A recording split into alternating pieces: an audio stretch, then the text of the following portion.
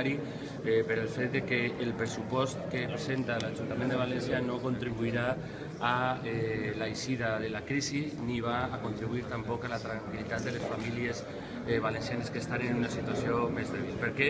Perquè una cosa que és essencial per a la generació d'activitat econòmica i ocupació és precisament les inversions. Les inversions estan en uns nivells absolutament baixíssims, pràcticament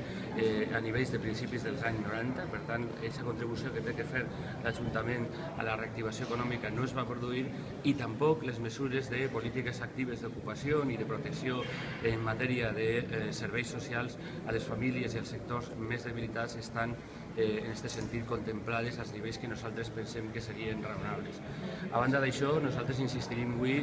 i vinculat precisament en això, en la necessitat de reactivar el Cabanyal novament. Jo crec que les decisions que ha pres de manera reiterada el govern municipal, com han dit per cert els propis veïns ahir mateix, no estan complint els objectius de reactivació de l'economia i de millora de les condicions de vida del Cabanyal. I evidentment nosaltres pensem que la rehabilitació, la reactivació d'aquest barri és fonamental precisament per a la creació d'ocupació. Òbviament també avui ens solidaritzarem en els treballadors de la radiotelevisió valenciana, que és el que havíem plantejat des del principi com una qüestió fonamental, també precisament en el sentit de que és una part molt important no solament de la nostra cultura, de la nostra llengua, sinó també de l'activitat de molts sectors econòmics. Avui també, evidentment, plantejarem el recordar i el rellançar des de l'àmbit social la llei d'ús i ensenyament del valencià,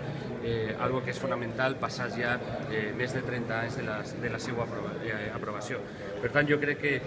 això són alguns dels temes entre els quals tampoc vull oblidar un tema que es pareix molt important i és la necessitat que aquest Ajuntament d'una vegada faci un pla de seguretat vial que reduïsca l'accidentalitat en els nostres carrers. Aproximadament cada any perden la vida 20 persones. Nosaltres hem demanat de manera reiterada que se fes aquest pla de seguretat vial com ho tenen altres ciutats i ara en el pla de mobilitat ja accepten almenys en la declaració que aquest pla és necessari per a València. El que nosaltres volem precisament és que se faci realitat d'una vegada i que evidentment acabem en una situació que no té sentit, perquè si en les vies interurbanes s'ha baixat pràcticament d'un 40% l'accidentalitat en el trànsit, no té sentit que en el cas de la ciutat de València no s'hagi fet pràcticament res i no s'hagi avançat en aquest sentit. Sí, endavant. La moció a favor de la continuïtat de la radiotelevisió valenciana, quins són els motius que motiven aquesta moció? Evidentment, des del nostre punt de vista, la radiotelevisió valenciana complix un paper essencial en la nostra comunitat, d'articulació de la nostra comunitat, de promoció de la nostra llengua, de la nostra realitat cultural en totes les seues expressions, des de les festives a moltes altres, i evidentment, a més d'això, és un factor molt important de promoció de l'activitat en tot el sector audiovisual valencià i per tant, evidentment, hi ha tota una sèrie de raons que junt, evidentment, en la solidaritat amb els treballadors de radiotelevisió valenciana, per la que nosaltres, evidentment, expressem en aquest sentit la necessitat de que no es tanque, i no solament no es tanque, sinó que, evidentment, pugui complir aquests objectius per als quals va ser creat. Respecte a la imputació de la cúpula l'antiga cúpula del Banc de València i concretament d'Olivas, com valoren este fet, esta situació? Bueno, jo crec que l'abús en el control del sector financer valencià per part del Partit Popular, invadint absolutament totes les àrees de decisió,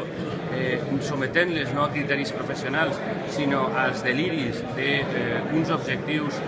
i uns projectes absolutament faraònics i excessius, són el que ha portat a una situació en la que els valencians, per primera vegada en més d'un segle, no tenim pràcticament ja cap institució financera. I, evidentment, algunes persones han estat responsables d'aquesta situació i si, a més, en aquest camí han comès presumptes delictes, crec que estem ante una situació, desgraciadament, que era esperable i que, per tant, el que esperem és que la justícia sigui el més ràpid possible i, evidentment, reduïsca els danys que han fet a aquesta societat.